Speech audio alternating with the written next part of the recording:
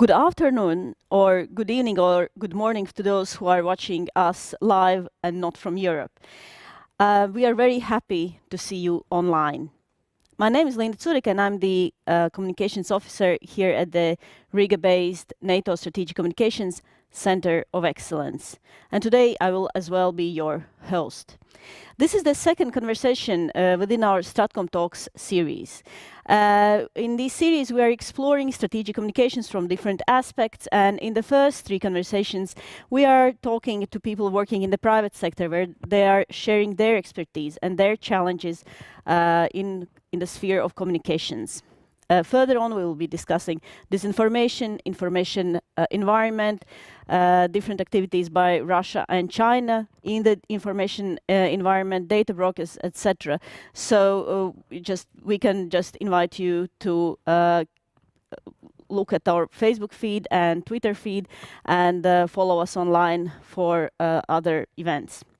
The last event that we had is still available online. It was a conversation about influencer marketing with Scott Guthrie. And as we could see from the questions that you were asking, many people are thinking, especially in government and military communications, they're thinking about starting work with influencers, but they really don't know how to do it, and they are not really aware of the challenges that they might be facing. So it's really important for you to take a look at the conversation that we had, because many of the questions that you asked were answered there. Before I invite to speak our speaker, Inge Wallage, and introduce her, I would also want to invite you to not only share your questions during the live stream on Facebook and on YouTube, but also share your experiences. What have been the challenges in the last 6 months within the area of communications? How have you communicated? Which channels have been more precious for you in these last 6 months? So we are really happy to answer any of your questions, but also we would be really happy to read your input and see your perspectives on this issue. And now I think it's time for me to introduce Inge Wallage. Inge Wallage is a changemaker and a senior communications leader who pursued a career in the private sector before making the leap from the oil industry to environmental campaigning. On 1st of November 2020, she will join the Wageningen University Research as their Director of Corporate Communications and Marketing. Inge is certified in the method and philosophy of deep democracy, which aims to get everyone involved, to find ways to turn conflict into force for good. Hello, Inge. Hi, Linda. Nice to see you again.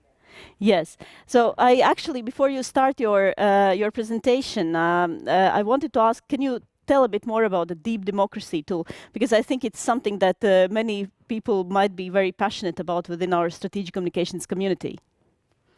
Yeah, actually, I'm happy to come back and spend a complete session on deep democracy, because it will take some time. I'm actually going to do this presentation in a way of deep democracy, or at least I'm trying to do. What it comes down to is to make sure what lives below the surface, you actually bring it up. So many things that are either hidden consciously or unconsciously, we're trying to use. Resistance, the feeling of no in people. Deep democracy is taught, has skills, it's a method to try and seek that out and not see it as an issue, as a hurdle, but see it as an invitation to learn from it, because that's where wisdom often lies. So there's an expression in deep democracy that says, lean into the no, because there's wisdom there. So it tries to get everybody involved, because after all, if we take steps in society, we need one another. Thank you, Inge.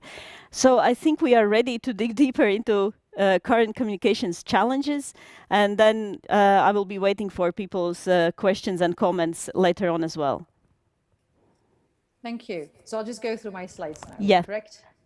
Okay. Well, welcome everybody. I'm extremely delighted that you're all out there. It's sad that I can't see you kind of face to face there, but I know you're there and I feel that you're there, and I hope that indeed your comments and your questions will come up. The first slide actually says communicating in a post-COVID world, which is currently still something that we seek. It's our fantasy, because we actually live in a current COVID world. And I'm sure we come down to that more often. The way I put it actually is that it's another example of society, of the world going through change. And as Linda indicated, I've been through change. I think the slide that you see here it shows that from a young age onwards, I was a child who wanted to communicate. I'm at the blackboard trying to write things and get my brothers to be involved. And indeed, after the private business in consultancies and ultimately indeed in oil, I worked for the Norwegian oil company, then called Statoil later on, or currently it's called Equinor. I took the leap to go to Greenpeace. Some will say that's two extremes. For me, it was trying to do the right thing at that point in time.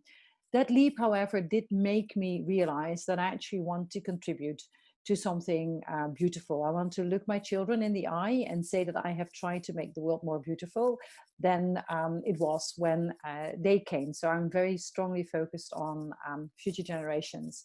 And you can seek me out on LinkedIn, on Twitter to find out more. But today is not about me. I'm trying to get an invitation to you to reflect. And that's one of the ways that Deep Democracy tries to start every meeting, is with a check-in. It's not to straight away dive into a topic or to get into the meeting with the agenda points, but just to see, where are you at? Now, all of you might have dialed into this and you've just come off a phone call, you've just come out of a different meeting, and have you landed? Are you really here to take this conversation and to take this in? So one of the things that I would like to do is pause and actually look at the 3 questions to see what that makes, what it does to you to continue this session. So a minute to reflect. And if you do so, what is the sensation? If there's anything in your body, and what might it be telling you? What word would you put to it? And Linda, I would love if you keep a track on what gets into the comment box to just see what comes up. So I'm just going to pause here now and ask you, see this as an invitation to see what comes up.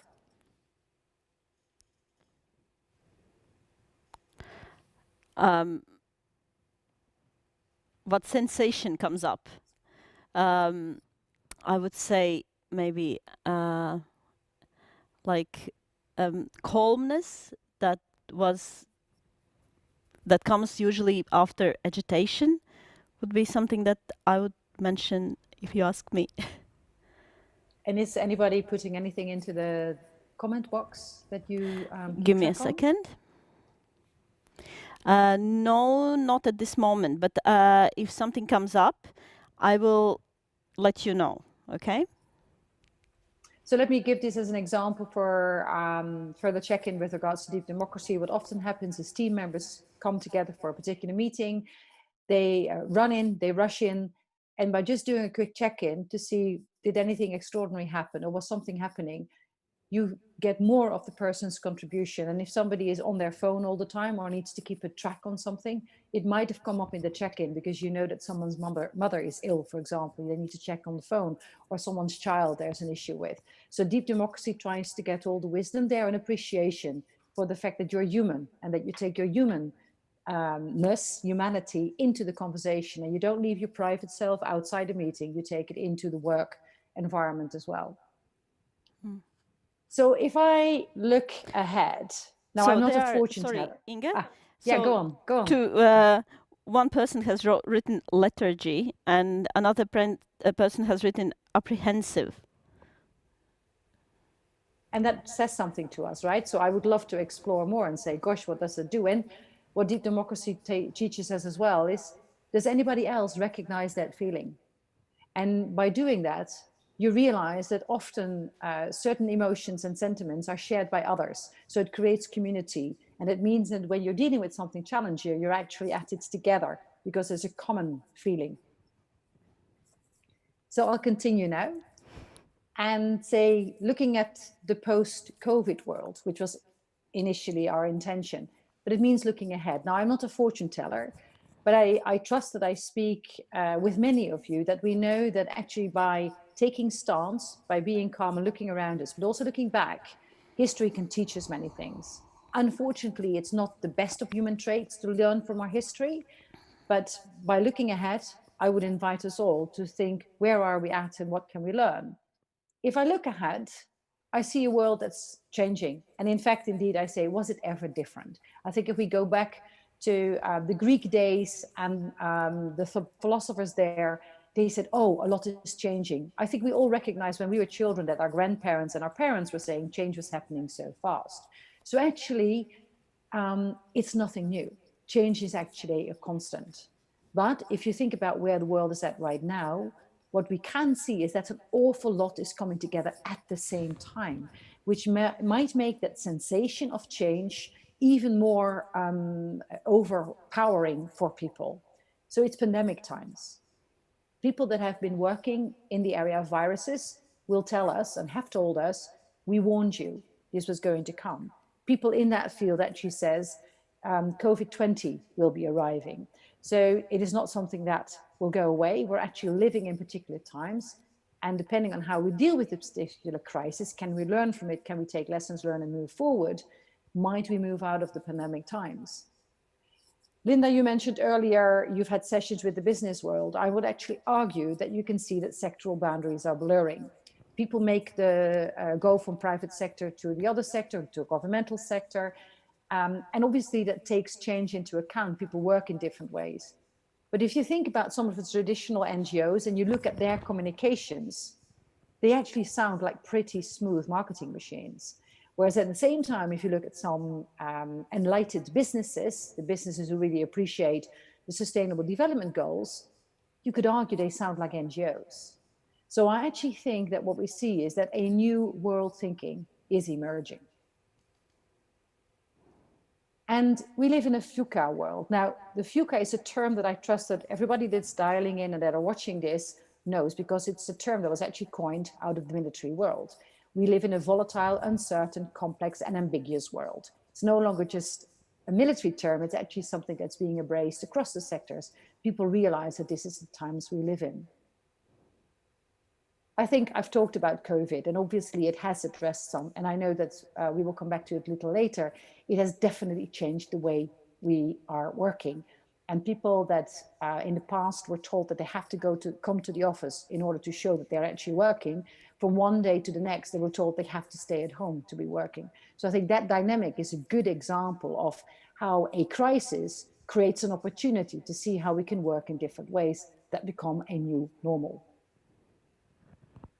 The changing world is happening in different aspects. And you know that I've been in environmental campaigning. So climate change is something that I take very seriously. And I think that we should all take very seriously. And the loss of biodiversity is something next. And it happens all over the world. And I think we've seen it. And it's very important to each and every one of us. There's a lot happening in the political area also, from enlightened leaders to, let's say, maybe less enlightened leaders, to issues that we thought we had left behind us when Europe was created. And all of a sudden we see the rise of population and we see the rise of nationalism. At the same time, we see that people are coming together and are standing up for their own rights in the same way. So there's a lot converging and happening at the same time.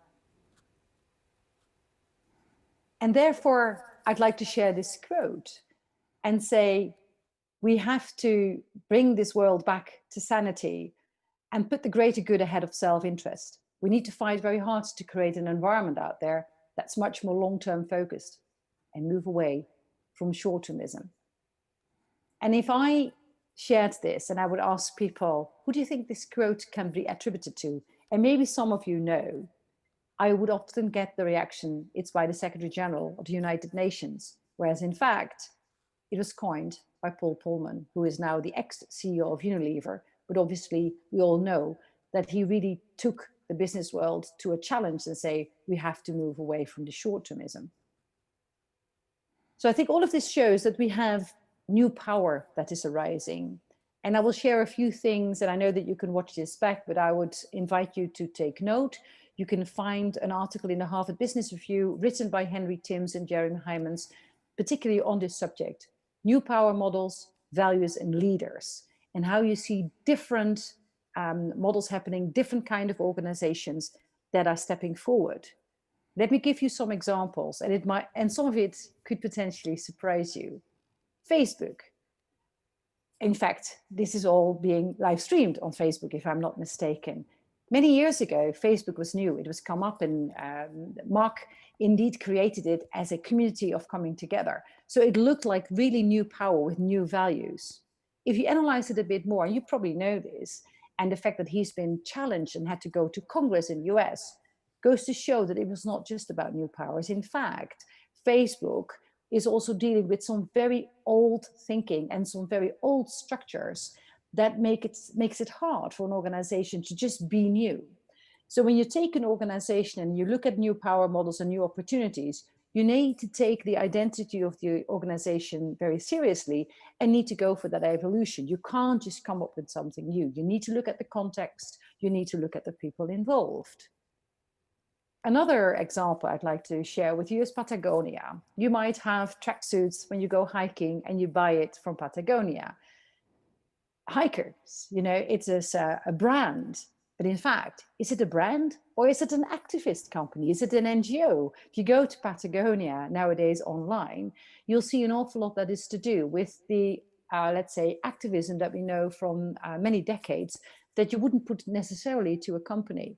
It's a very interesting example of power that's moving on and that seems to be able to embrace kind of behavior and thinking that fits in other sectors. So it embraces a new kind of moving forward.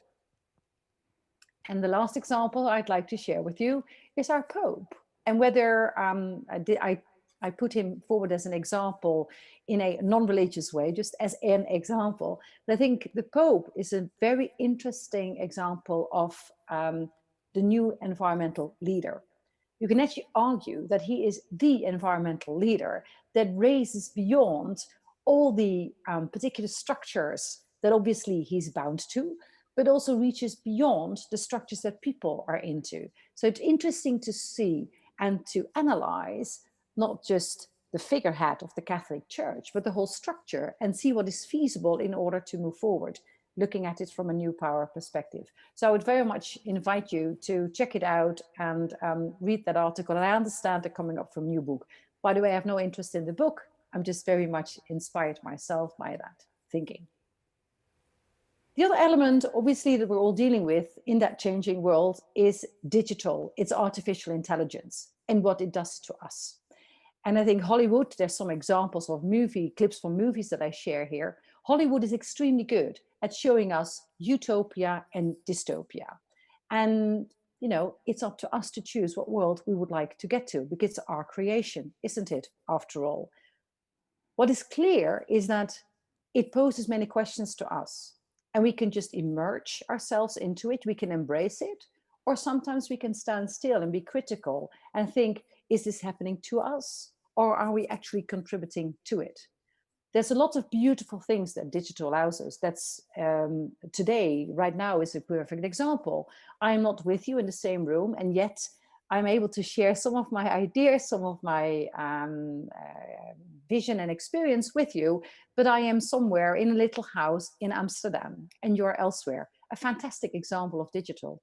At the same time, I think what we have seen, if you look at the earlier slides that I shared in terms of a changing world and the dynamics of social media, for example, it sometimes has not such positive and even negative effects. So this changing world of a totally connected world has particular consequences as well. And last but not least, one of the things I'd like to share is that changing world. Are we converging and are we actually totally embracing the Sustainable Development Goals? I think they're crucial. They were really taken on by the world leaders. And what I really hope is that they continue to be something that we see as an invitation to act upon, and not something that we can say we very much like, but we feel unable to deal with them.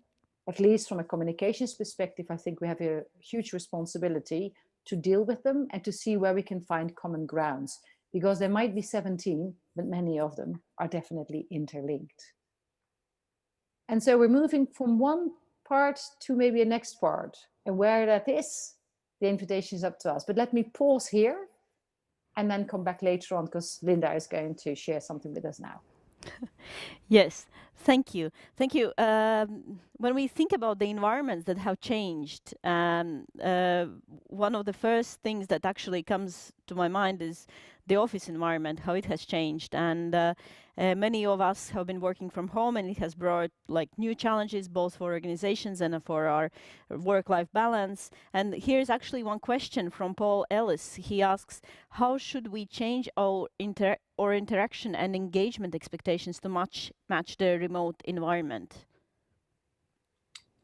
How we should match that? I think we should be very appreciative of the fact that it is for many quite different and that change takes some time to embrace. I think another element that's very crucial to this is trust. It is having the trust, and I think we've seen a lot of beautiful example of that. The trust that people can actually work from home.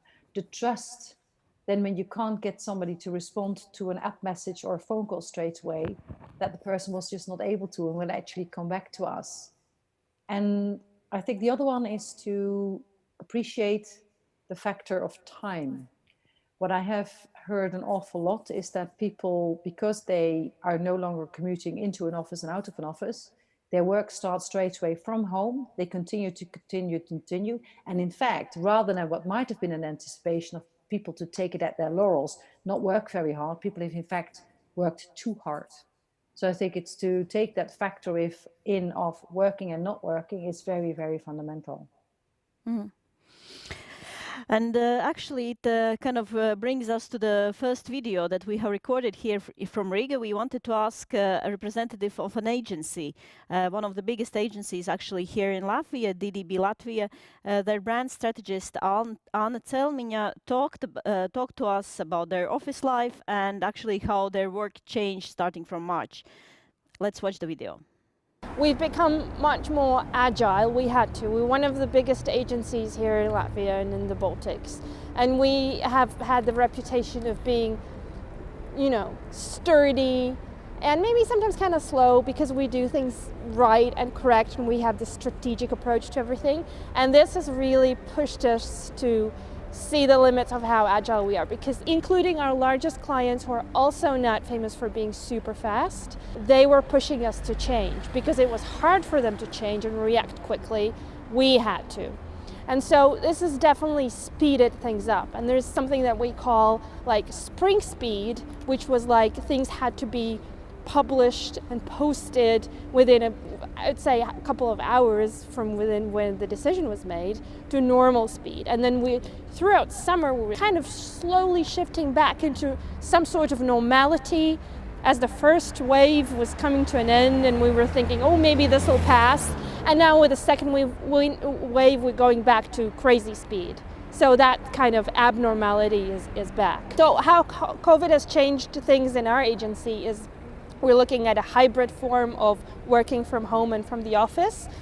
I don't think it's going to be at either 100% this or that, but people are finally, you know, the millennials in the agencies or whatever, Gen Zs, who are always coming in and saying, we want flexibility. And then the Gen Xers and Boomers said, no, you can't get it because it's still our world. Now it's finally shifted, and it was a change of habit. Also on a senior level, we realized that, hey, the world is not going to end if we work in our own, not pace is crazy, but work at time periods when we want, and we can sometimes choose to work from home, sometimes from the office, as long as you get the tasks done, which is great, but also not so great, because that also means that Saturdays or Sundays are sometimes reserved for work. So I think these lines have blurred massively, and that is going to stay. Another thing is we stopped spending crazy amounts of time and money traveling to clients by taxi, which is great. We're probably saving up quite a lot of hours not traveling to them because Zoom video is much more normal. Yes, well, I think we all, this is one thing that we all learned during the pandemic, is that some meetings really could have been just emails. And but I think what's interesting, how Anna talks about the pace, that the pace is still crazy, although for many people it was, the pace of life was slowing down. They had to stay at home, not go outside. But for communicators, the pace actually was not slowing down. So you'd like me to respond, Linda? Yes. I think speed is a dangerous thing. So I think agile, however much I appreciate the way of working, I really wonder whether speed is inviting wisdom. And I can't judge in terms of the communications in every country. I think communication professionals, especially the ones responsible for governmental communication and advising the leaders on how to respond to the next element, the next phase of the coronavirus situation, I think they've done a marvelous job. But I think the fact that we have to have all the answers and we have to have speed is not necessarily inviting wisdom. And I think we would benefit from the fact that we would share sometimes that we don't know, which in the beginning happened, because we do not have all answers to all questions. And I think we can show some humility and vulnerability in that. And the fact, coming back more to the working environments, the fact that Saturdays and Sundays and it's all blurred, I think it's also dangerous. I think we all know that it's very important to safeguard time that you do not work, because you'll just be far better at your work when you're truly at your work again. And there's always exceptions and there's always things, but we need to be very careful that the exception is not becoming the rule. And I think last but not least, when I listen to her, I do think it's very important indeed to listen to the millennials and to the Gen Z, even though I think age is a construction. I think you see all people who behave in a total Gen Z way, and you have Gen Zs who work in a way of the old-fashioned people, if you like. Nevertheless, I think in principle we should listen to the ones, but because they have the future. They are ones who are going to carve the future. So I think standing still for me is actually a very important element, particularly for communications. I think it invites the better communications out of us. Shall I therefore continue with my presentation? Yes, and then we will take a few questions more. If you want to have some questions now, or do you want me to continue? You know what? I will ask you. I will read it to you. So, hello everybody. My name is Erika Gazdag. I'm studying international security and defense policy at the University of Public Service. Working as a translator and interpreter, I'm highly interested in the new terms coming into fashion in relation to COVID. Do you think the phenomena of shortism is to deteriorate the language for the sake of speeding up communication and the flow of information? I think it's a very, very wise statement. And later on in this presentation, I actually refer to the Chinese philosopher Lao Tzu. And I think there's a relationship to what she's saying, because we need to be very careful with the words that we use, because the words will become the new normal. And in fact, I think what we have seen is that social distancing became the term. I try to say it needs to be physical distancing and social proximity, because we want to still feel that we're close to the other. It's a human trait. It makes us human. In fact, well, not just human, animals do the same. We want to be close to one another, and yet we need to keep physical distance. But I don't think we've succeeded, or I have clearly not succeeded, but social distancing was coined and is there. I read an article in the early days by a psychologist here who also said you need to be extremely careful, because before we know it, the term is completely appreciated and it will do something to us as people. And people that are not able to do it, you see demonstrations out in the countries over the months. In Paris, there was demonstrations again yesterday. Nobody's keeping distance. They all wear their masks, but there's no distance, because it's human, apparently. At the same time, we know we need to keep distance. So it's a very difficult thing. And it shows that language indeed is fundamental. And then, translations. I think all of us working in the field of international communications, that you can't sometimes literally translate one thing that means something else in another context, in another language. Very challenging. Yes. And another question from Juris Kaj, he's actually asking his question is, hasn't the public discourse on COVID-19, including branching off into battles over various crackpot theories, overshadowed the long-term discussion of climate change and observations of possible really scary events, massive melting and collapse of Arctic ice, North Pole ice, weird storm patterns, etc. Well, if you know a little bit about me, I will answer that positively. I think, but let me go into it a little bit deeper. I think what we have, there's two things I'd like to share. One is, if all goes well, we as humanity have had a dress rehearsal for the next crisis, which is the climate crisis. And in fact, we're dealing with it already, but it's going to get worse. So this is a dress rehearsal for that. And then secondly, to do with language again, there's a lot of many people want to go back to normal. That indicates that it was normal before. One could argue it was never normal because we were working in such a way, systems were so global, we were dealing with issues in such a way that it wasn't in fact normal. So can we use this opportunity to change things to at least make sure that the climate crisis is not going to get worse? Fortunately, I think from a European perspective at least, we see that the European Commission and the Parliament is working hard on the new Green Deal. So I think you see things happening. But there's a lot more to it. I could say a lot more to it, but let me pause here. We might come back to it later on. I would suggest, Linda, that I actually go to some slides and we can go back either to any of the topics that the people that have dialed in would like to go to. So I would actually like to hone in a little bit in terms of communications and say, and share with you what I think is changing. So we are on at all times. In the past, and then I speak from a few decades now, there were no mobile phones. You would actually get into the office and you would conduct not just your communications job, but when you are in the area of communications, your leader, your journalist can call you at all times. That whole dynamic of 24/7 is enormous, and it's taking potentially a toll of us. Combined with the fact that we therefore are connected like never before. That's a beautiful opportunity, as I indicated before, but it's also a negative. We will no longer be in control or be able to be in control. I haven't got a slide on him, but the Israeli academic Harari, and I trust that many of you know him and know of his books, Homo Sapiens, Homo Deus, and 21 Lessons of the 21st Century. When he looks at this phenomenon of information, he said, we will not be able to have a control and to know everything that's going on. It is just sheer impossible.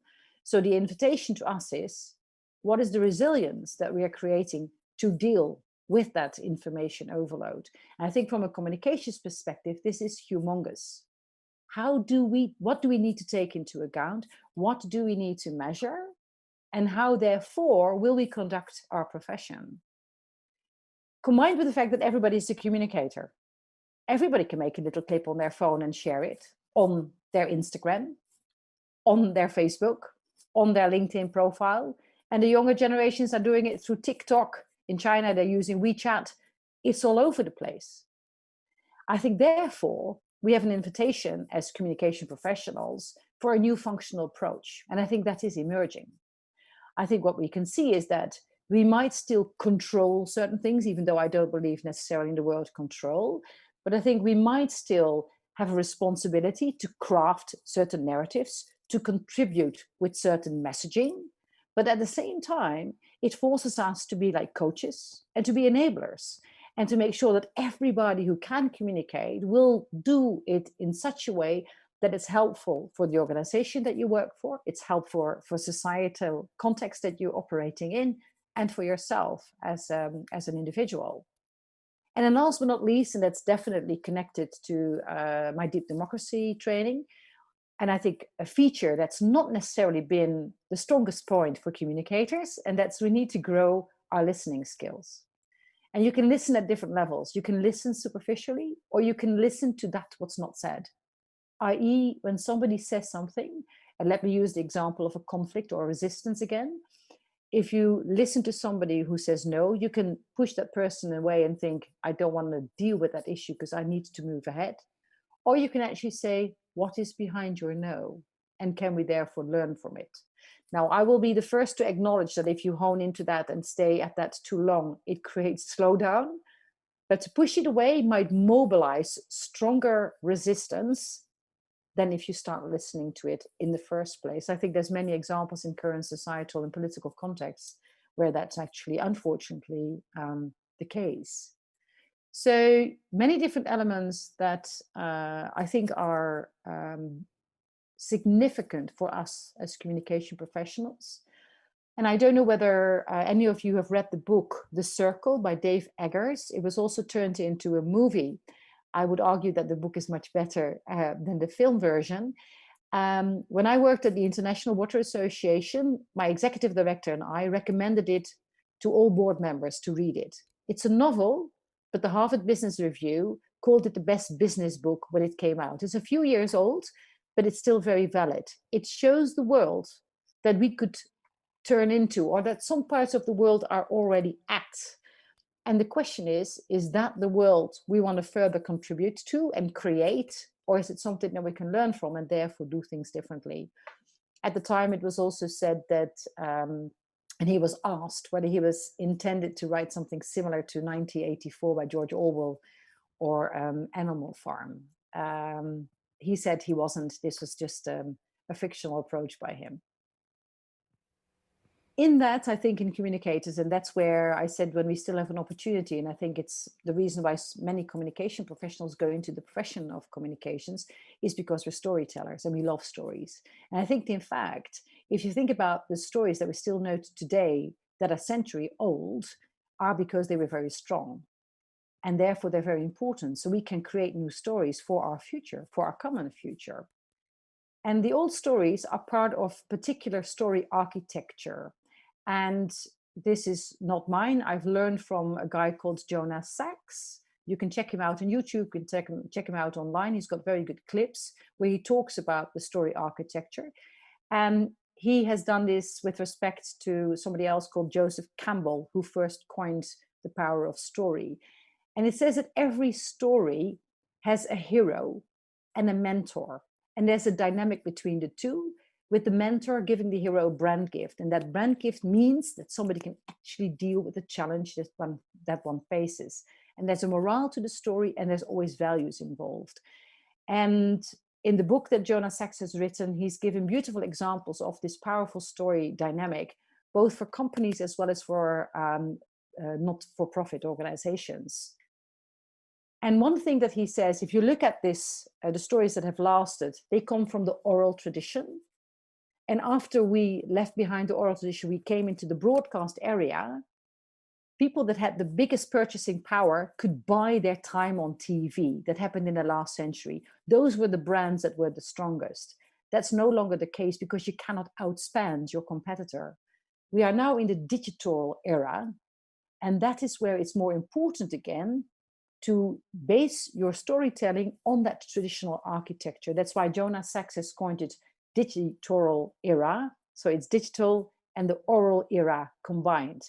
It is using the digital reality, but base it on the oral tradition and making those stories the stories that will last.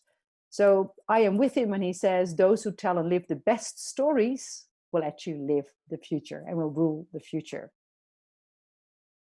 Another example I'd like to share with you with regards to storytelling is the power of fiction.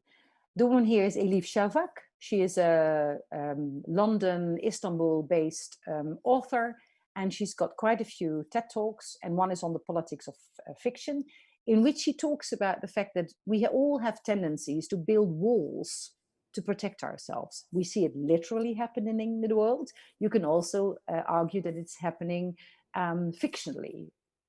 But the interesting thing is, we as human beings are curious people, and we still want to listen to the stories that are told elsewhere. So we poke little holes in those walls to listen to the other. So i.e. the invitation that she gives us, and that I think we as communicators have, is that we can use the stories to bring people together. And I would actually argue that fiction has the strongest ability to do so. Fiction has the strongest ability to touch you in your heart, in your gut, and makes people want to go into that journey. We spoke about climate change before. I think if you think about the facts of climate change, it makes people paralyzed because it's so humongous and so disastrous potentially. If you look at some of the fiction that's out there, it touches you and it gives a challenging part of the story, but it also gives the brand gift an opportunity to reach and to want to act to contribute to a beautiful part of the story. So fiction, I think, is very crucial and sometimes underrated. And I think it goes to myth.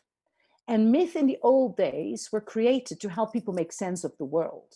I think nowadays, often the word myth is mistaken with fake news. Myth and fake news is not the same. Fake news is a very challenging area and something that we absolutely need to deal with. But myth is actually a story that helps us make sense of the world. And if you think about the fact that the world is all changing and that so much is coming together from a virus, from climate change, from loss of biodiversity, from the changing different digital realities, what we argue, and I argue it with many people, is that we need to create a new myth. We have an opportunity to create a new myth. But in doing so, if we want people to really come with us, we need a larger us, i.e., it's not us versus them, because we're all in this together. We need a longer now. Often with the climate communication, we hear, oh, 2030 and then we're doomed, or 2020 it was, and 2025. Well, nobody's going to act anymore. We need a longer now. We need to have faith that we're moving in there. And a better good life. Unfortunately, I think the majority of the communication with regards to the looming crisis that we see with regards to sustainable development goals is dystopian. It is not inviting us for a good life. So I think we have an opportunity, and it would be wonderful as communicators to do this together, that we have a larger us, a longer now, and a better good life. So I was referring earlier to Lao Tzu. So he said it, and he said it over 2,000 years ago. What's your thoughts? They become words. What's your words? They become actions. What's your actions? They become habit. What's your habit? It becomes character. What's your character? It becomes your destiny. i.e., we need to be very careful with the words that we use. So I said the future. So allow me to summarize of the things that I think I tried to bring across. We're heading towards a new normal, even though I was the first to argue, was there ever normal? But we're entering through a potential portal of going to a new reality. For that, we need a new story or a new myth, and change is the only constant. Those were my slides. Thank you. Thank you, Inge. There is actually a really great comment. It's not really a question, but you have to always use an opportunity to mention Game of Thrones, I think, if you have an opportunity. So Paul Ellis writes, what unites people? Armies, gold, flags, stories. There's nothing in the world more powerful than a good story. Nothing can stop it. No enemy can defeat it. And it's said by Tyrion Lannister in the Game of Thrones. I think it's very rather relevant. Absolutely. There are a few more questions, but before that, we should actually go back to the video from Riga and listen to Anna Zelming once again. Bigger companies are actually having a competitive advantage to be able to make iconic moves because people notice iconic moves better. There's a reason why companies like Swedbank, LMT, larger telcos, especially IT technology companies, have seen a larger increase in so to say what we call brand lovers, brand fans. They're big, they're visible, they have an impact. The smaller ones, they have the advantage of being super quick and innovative, which is in some cases they're succeeding to do. So for instance, Omniva, the parcel machine, still fairly small, was the fastest growing brand in the Baltics because of the surge in clients and the ability to adjust to this increasing demand. So they did a fantastic job, and they were one of the few ones in terms of communication. We're a communication agency after all, to be brave enough to go out with a large brand image campaign in the middle of the COVID pandemic when everything was basically silent. They used that empty space and I would say cheaper media to tell their bold message. There was a big surge in TV spending habits in the first months of lockdown.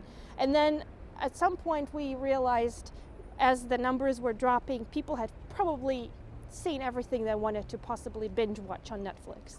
So there was like a point where there was TV fatigue. And we had to turn to other more innovative types of ad placing. But I would say that digital is as important as ever. That number is still growing. We spend so much time on social media, that is safe and solid. On the other hand, there was a brief period of time where classical media was just more available in terms of how much budget you would have to invest.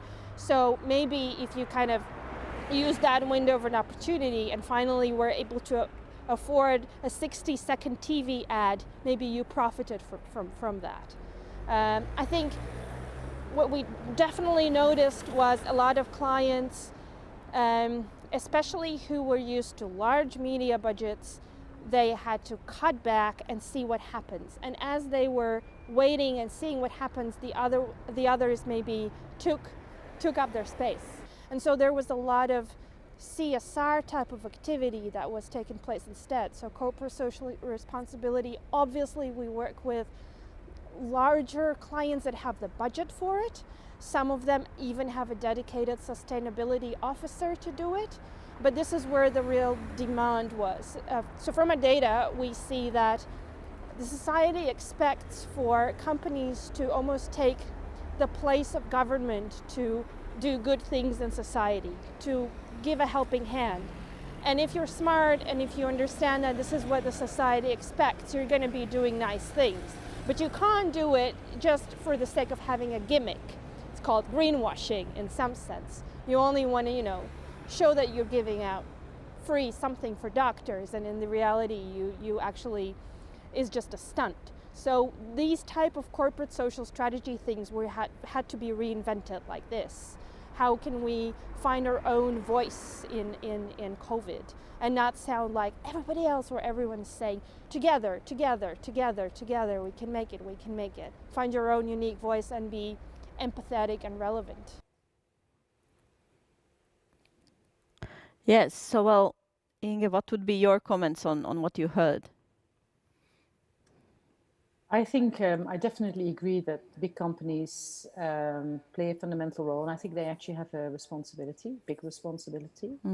Some of the larger companies in the world, as we know, they have larger budgets than any country. So with size comes responsibility. And I think the other one, I completely agree with her point on communications and being careful with gimmicks. The Harvard Business Review has written, it's a year old. It was an article about where we are with regards to Sustainable Development Goals. And they were saying that the communication function is not helping often, because on the website, they say the intentions of the company or what the company is doing, and it gets close to greenwash, because in fact, the reality is not as good. And I think that's very important for us, that as communication professionals, we are the ones that actually represent the critical voice. And we should hopefully have the leadership that we work with that have an invitation that we have the critical voice. And sometimes it's seen as us wanting to be difficult. I think what we need to try and show is that we're not trying to be difficult. We're trying to be critical, because that's what the reality is there for. And I don't believe that CSR is something that should continue. I think every business strategy should be CSR. I think we have no longer the time to do things because it shows nice. So when you are in the business that is extracting from Mother Earth, you cannot then do something else which makes it good.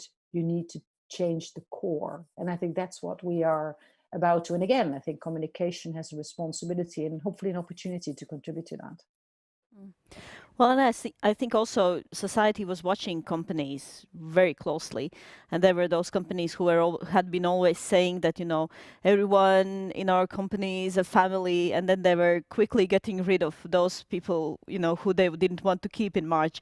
So, and people were really unhappy, and their brand, it really harmed their brand, and it was happening all over in different countries, and it was not really very like case specific, but how they treated their employees and how they treated for example, their ad spending during the COVID time, where they're ready to share.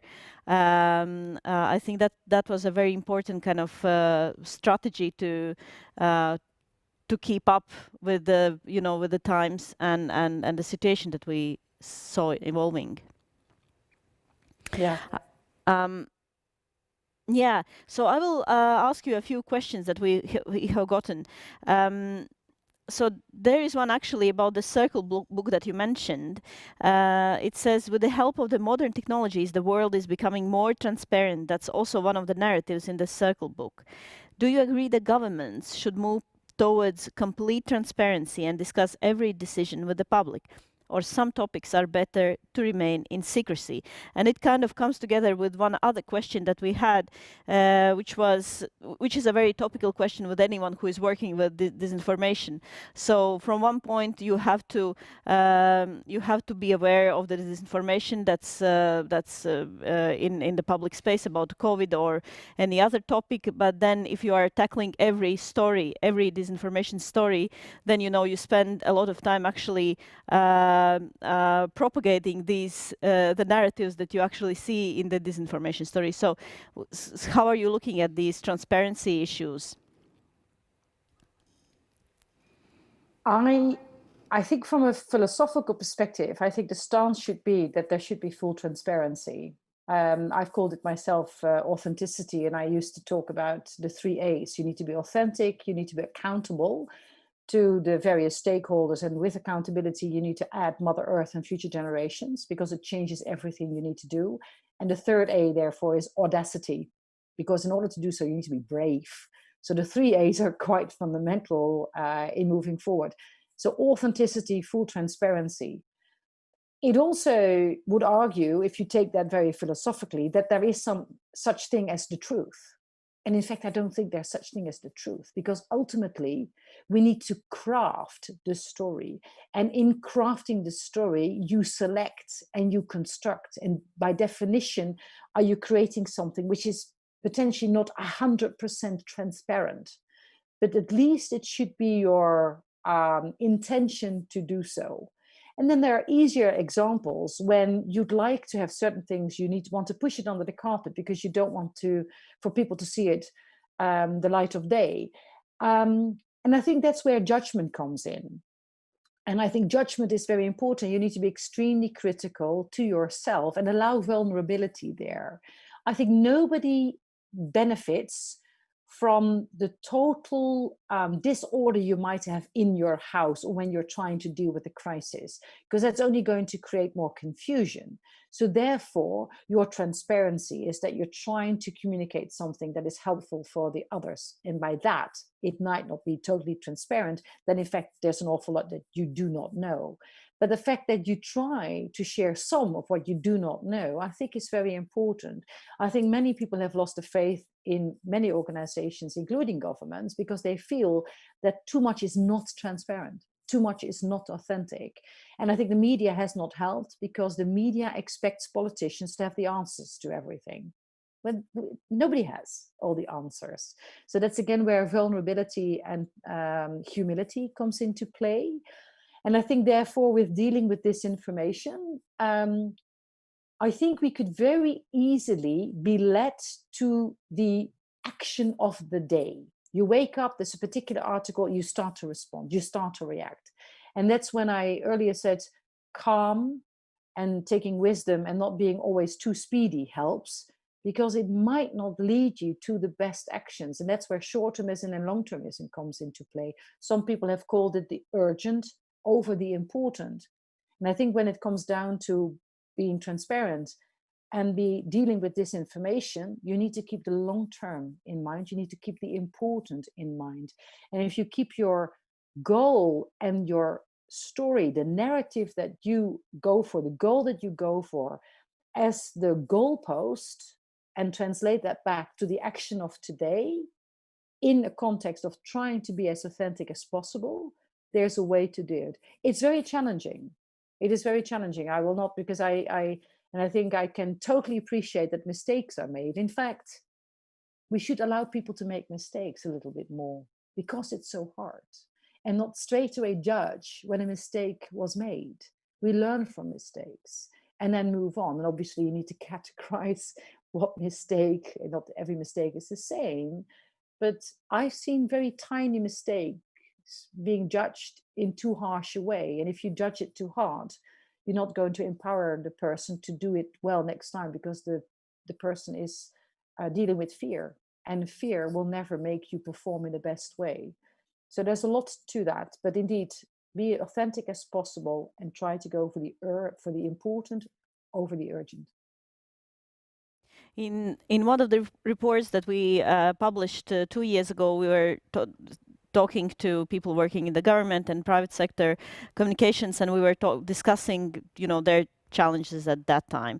And one of the things that really surfaced was that when you work in communications, everyone sees your mistakes, and especially when it happens on social media, it can be either wrong picture, bad choice of Shutterstock images, stupid typos, wrong emojis, etc. There are like so many ways that in which things can go wrong on social media, and in communications, it's just something that everyone sees.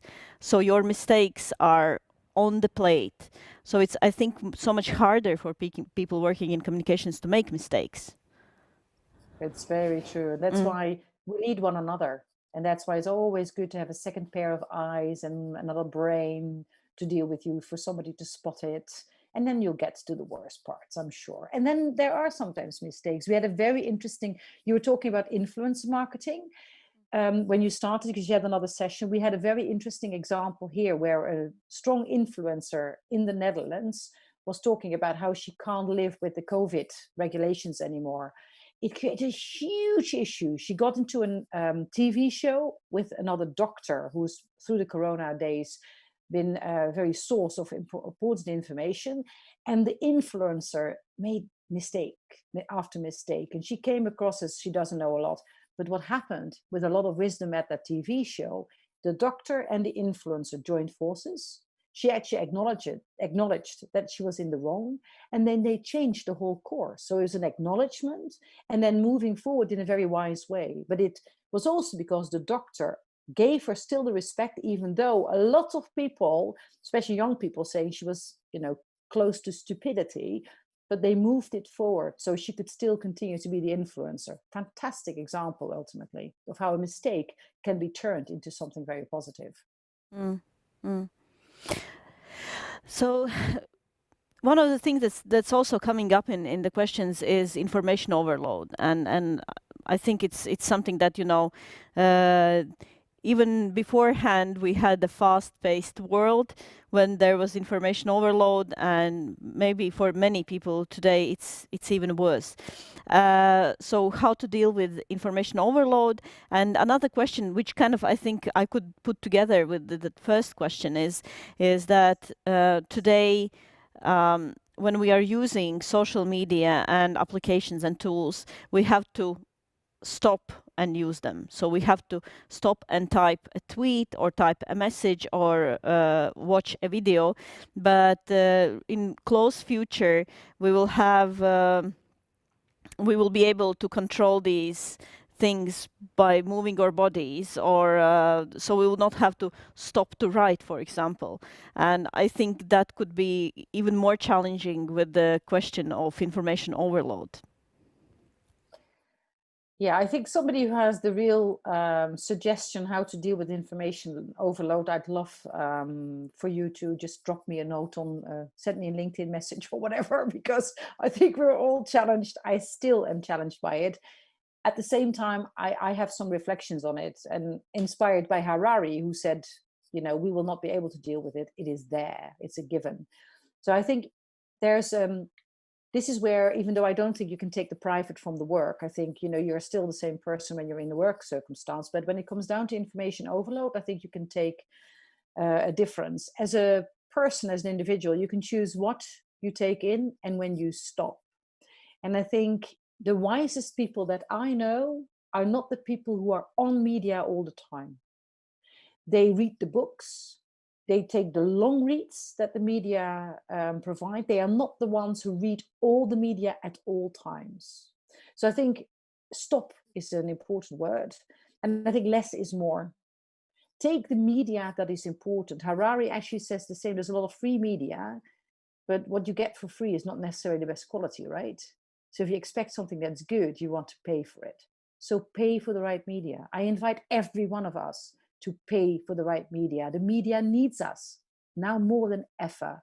And then use those sources to get your information and realize that they all write the same. So you just need to use one or two sources and you know everything. You don't need all the media. And then this is partially also true to the work situation. And when it's down to your organization, your company, I think you need to work with some clever agencies that are out there, some clever tools to analyze. And then you get a bigger overview of everything that's out there. And you need to determine what is important for your organization and what is not important for your organization, and create little analytical reports. And you can do this with traditional media as well as with social media. I think that's very important, because then again, you can therefore use that insight and go for the important over the urgent. And there's a lot of digital opportunities that will probably create, you were talking about body censoring and doing things with regards to social media. We know that many companies already use bots for communication with them. Maybe we should do more of that in terms of the standard questions, because if you get that automized, it means that you can use your own resources where more thinking and wisdom is necessary. You can use that time wisely for other things. So the standard questions are answered by a bot. If you don't know, then you answer it yourself. And I think we see that happen. The bot then doesn't know and says, I'm going to refer you to a real person. So I think from a communications perspective, we can probably apply some more of that. And we won't have seen the last of that either. But even in that area, for me at least, counts lesson is more. Do we really want to be ruled by everything that's out there? Or do we want to continue to have some humanity, some human elements in our communications? I mean, at least I would hope we want to. Yes, and well, I think from a practical standpoint, there are also these digital tools that you could use which reduce the information overload. I really like curated mailing lists. There's a lot of things happening now in Substack. You can subscribe and pay a small amount of money and just get curated information. And for example, I really also like, I've been a subscriber of Browser by Robert Cottrell for, I think, like 10 since the beginning, and what they are sending in is every day like a selection of articles that are sometimes, with the algorithms nowadays, you sometimes have a feeling that you are only reading things that you already know or are interested about. So it's also, broadening your scope and thinking about different things. So I think that's also that also helps actually with the feeling that there is this information overload, because information overload means that there's similar information, but just in really vast amounts coming into your mind. So we have a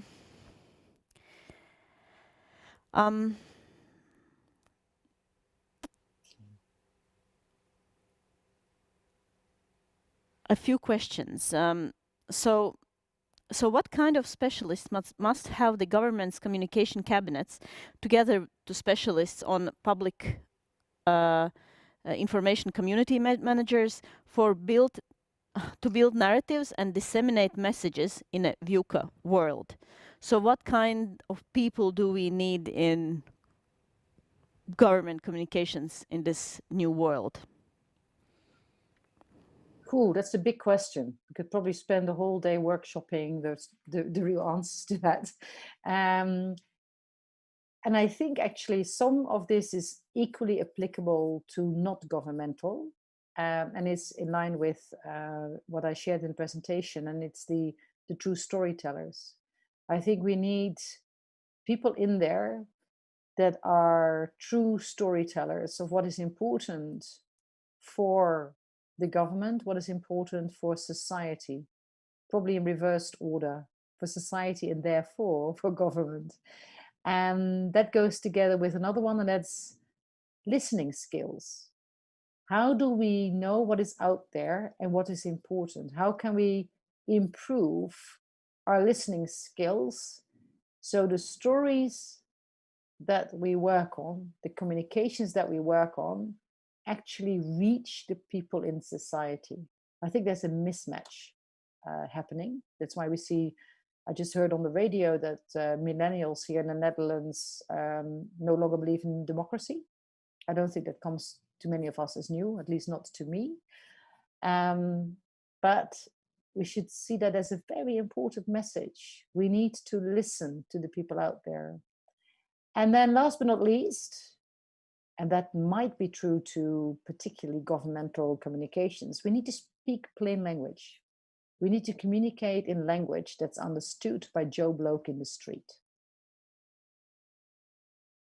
But usually the question when we speak about simple language and talking so that everyone understands what you are trying to say, then for many communicators it means that you have to kind of lower your standards of communication.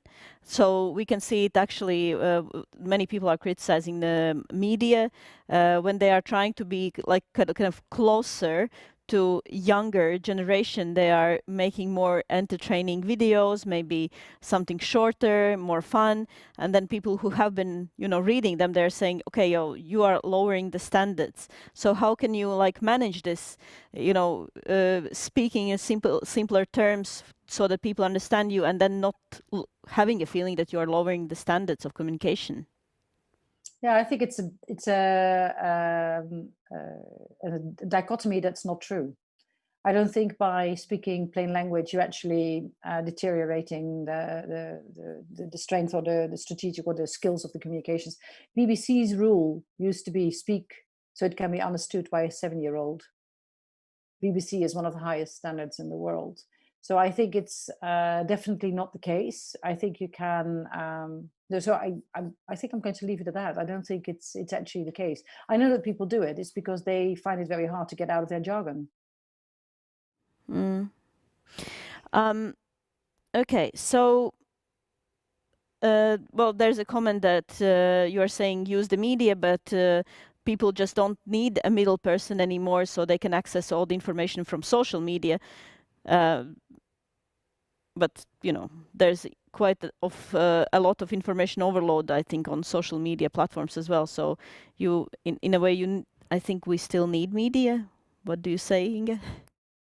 Well, also in line with what I said earlier, I still think that good media, the ones that you pay for, that you subscribe to, they provide quality.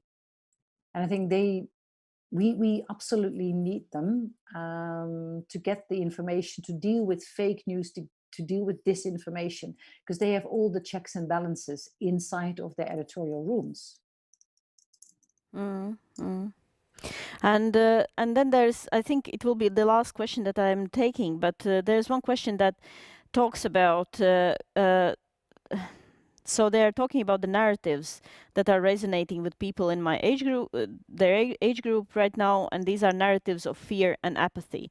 So this is something that, these narratives are resonating with many age groups. So what should be an answer?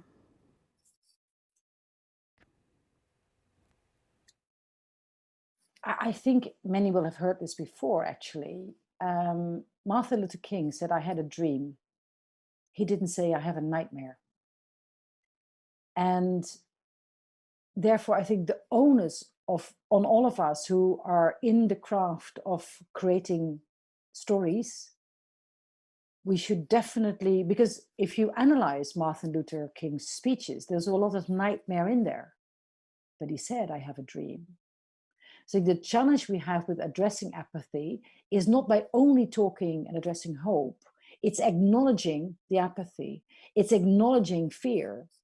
It's to say, absolutely, I feel it too, but I have a dream. And we shouldn't call it I have a dream, because I think it's overused and it's Martin Luther King.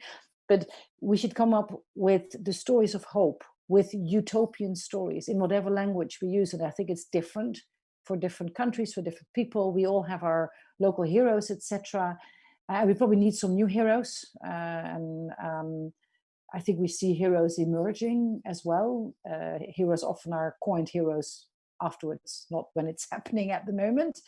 But it's leaning into the apathy. It's leaning into the conflict. It's leaning into the nightmare, but make the bridge to, we have an opportunity to go for that other world, and we can go for it together. It's that new myth that I talked about. Thank you, Inge, for your insights and your answers to the questions and your comments. And thank you for your presentation. It was really a pleasure to have you here. It was wonderful to be here. Thank you. And hello to everyone, and thank you to everyone. Okay, so our next conversation will take place on 28th of October in same place and same time at 4 o'clock Riga time on Facebook and on YouTube. And we will have a conversation with Jerry McCusker, and we will talk about how simulation tech 2.0 improves crisis response capability. And I really hope to see you next week as well. Thank you to the team who made this all happen. Thank you to Arne Thelmy, who made comments on video, and thank you to Inge and to all of you who asked questions and wrote your insights into current challenges in the world of communications. Thank you again.